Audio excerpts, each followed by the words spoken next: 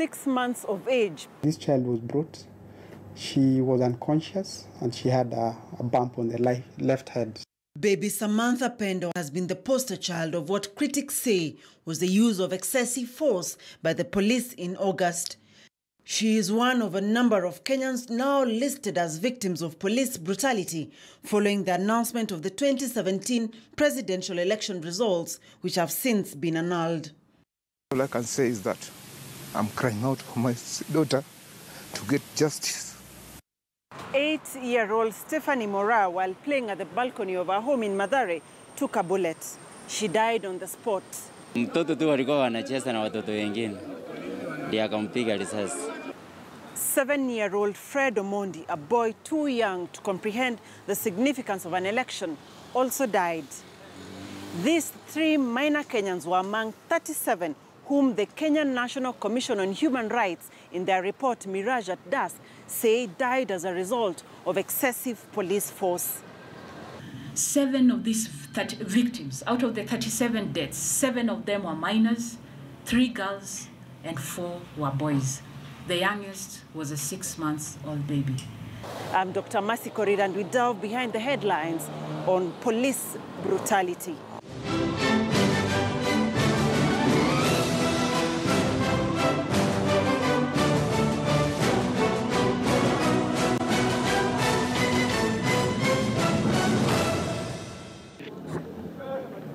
It is the morning of Saturday, August 12th, 2017, just one day after the announcement of the presidential election results. The nation is on tenterhooks. The night that had been celebrated in parts of the country has brought misery to some families in different parts of the country.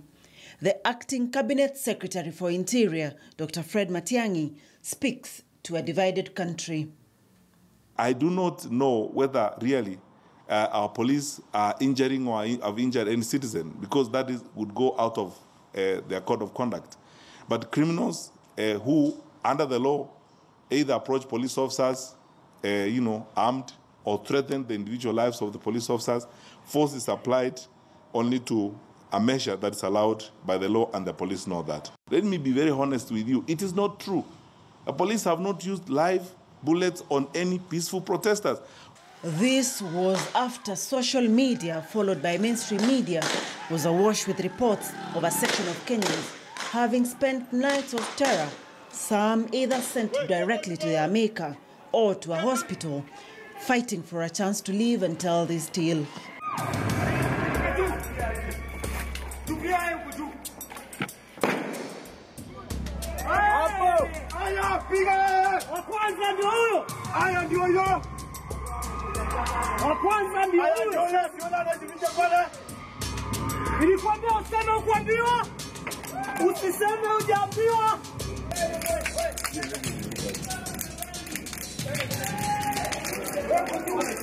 The presidential election result has caused celebration in some parts of Mathare, but lots of violence in others. We're currently here on the border between Ruaraka and Mathare, and all of these apartments that you see on each side of us have got people. That was close. 2 months later, the CS remains non-committal on who had killed the children listed in the report, blaming conflicting reports in this interview with KTN News in early October. On Saturday morning, when we were at the press conference, none of us actually, first of all, the child who died in Kisumu died long after that incident. The child who died in Mathare was shot dead on that Saturday morning. None of us knew that a child had died, number one.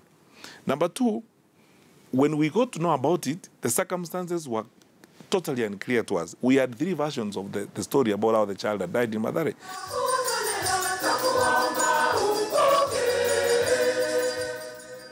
Baby Pendo, at 6 months of age, was laid to rest after suffering severe head injury, trauma which her parents attributed to police clobbering of the infant. All I can say is that I'm crying out for my daughter to get justice that she deserves. Because my daughter was not demonstrating on the road, but in the middle of the night, they broke in, they beat us. Beating led my daughter to death. So I have nothing to say now. All I can say is that for Kenyans to make sure that justice has been served for my daughter. These father's tears were magnified many kilometers away in Mathare 4A by a mother's pain. Christine's 17-year-old son, Silas Owiti's promising future, was brought to a sudden halt. Mtoto wangu alikuwa chini ya kitanda, akamwambia toka. Mtoto wangu kuchomoa kichwa, jua lipiga hapa na rungu, fahamu ikapotea. Na naambia mapolisi wabarikiwe. Kwa hiyo kazi wamefanya kama ndio imemaleta. Nao pia wamesomeshwa na mama yao, vile nilikuwa nahangaika na mtoto wangu. Nao pia ni binadamu kama huyo mtoto wangu. Ule amekupiga, uko na right kupigana na yeye. Na unafuruta mtu na unapiga kama nyoka. Hata nyoka inaweza kuipiga kwa ajili ya kuja kukuuma. Na huyo mtoto wangu alikuwa amefanyia nini? Kusema ukweli. In Mathare North, a cheerful play at her family's balcony turned tragic. A bullet ending 8-year-old Stephanie Moraz's life, marking the beginning of a full void in the family of the young girl. Mtoto tu walikuwa wanacheza na watoto wengine. Ndiye akampiga risasi. Hakuna mtu mkubwa alikuwa huko. All these incidents of death or assault leading to death were documented.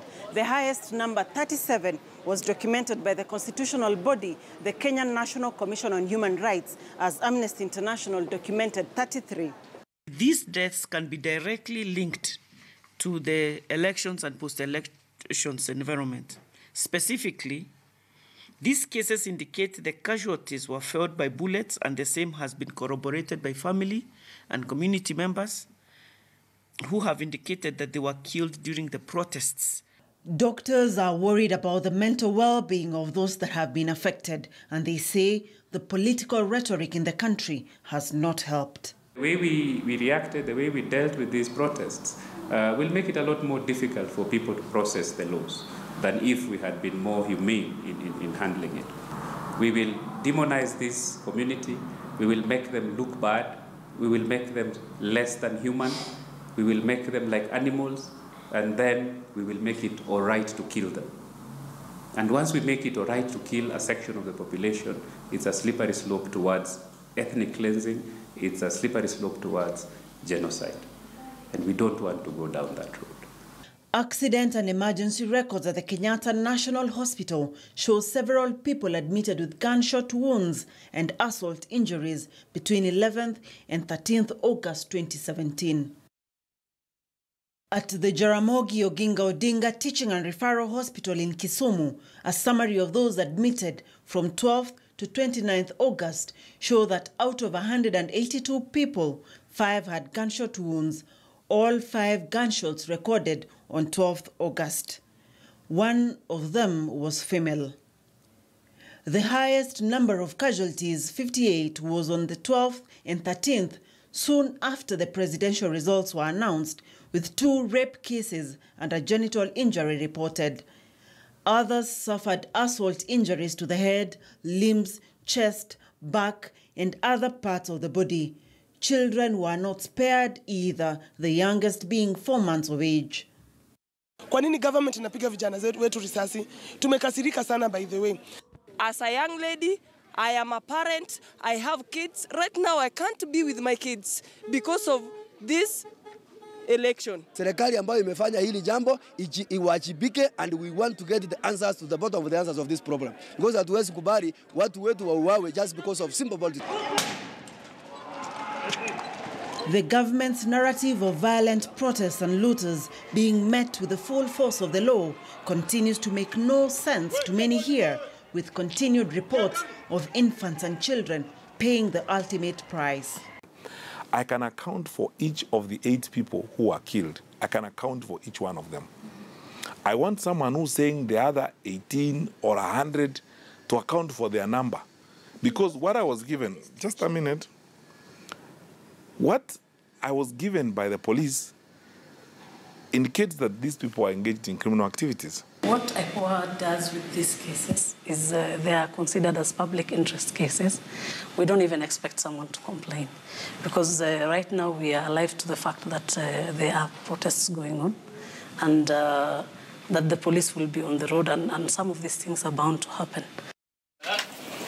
Others in their houses are said not to have been safe anyway, with these amateur videos raising temperatures across some sections. Hello? Peaceful demonstrations are guaranteed and allowed by the Constitution. It is every Kenyan's right to demonstrate peacefully. If you don't like anybody around, you are free to demonstrate peacefully. But the law is very clear, between 6 a.m. and 6 p.m., number one. So if you are actually demonstrating outside 6 p.m., that is not a peaceful demonstration. I didn't write the law. The government that has been widely criticized says it is also a victim of what the CS says is widespread misinformation. The stories are two. The police tell you their version, and the members of the public tell you another version of the story. For any Minister of Interior, what do? You go to the oversight authority, because it's the independent body, because the police in this case are accused. We cannot trust the version of the members of the public. You tell IPOA, get us the facts. What most likely would be interested in knowing on our part in terms of investigation is to find out who these people were. Were they really police? Which units do they belong to? Who deployed them? What were they doing in that particular incident? According to the Waki report following the 2007 post-election violence, and I quote, gunshots accounted for 962 casualties, out of whom 405 died. This represented 35.7% of the casualties, making gunshots the single most frequent cause of death in the post-election violence in 2007-2008, end of quote. Have the police borrowed any lessons from this report? Behind the Headlines takes a break.